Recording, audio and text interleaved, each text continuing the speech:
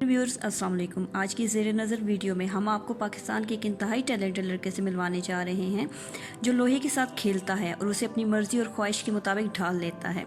इसके फ़न पारे देखकर अक्ल दंग रह जाती है, लेकिन काबिल अफसोस बात यह है कि पाकिस्तानी होने की वजह से उसे कोई प्रमोट नहीं करता और हमारी गवर्नमेंट भी उसे सपोर्ट नहीं कर रही। लेकिन हम एक बार यकीन से कह सकते हैं कि अगर यही लड़का किसी यूरोप कंट्री में होता तो आज इसका दुनिया में एक नाम होता। आज की ज़ेर नज़र वीडियो सिर्फ एक छोटी सी कोशिश है इसके टैलेंट को प्रमोट करने की। ये इन्फॉर्मेशन किसी के थ्रू मिली है, सो हमें इसका नाम और कंप्लीट इन्फॉर्मेशन तो हमारे पास नहीं है। अगर ये वीडियो आप तक पहुंचती है और आप इसके बारे में कोई इन्फॉर्मेशन रखते हैं तो वो आप हमारी ट्रेंडिंग वाइब्स की टीम के साथ शेयर कर सकते हैं, ताकि आने वाले वक्त में इसको प्रॉपर तरीके से प्रमोट किया जा सके, क्योंकि ये टैलेंट ऐसा है जिसे ज़ाया करना शायद हम में से कोई अफोर्ड नहीं कर सकता।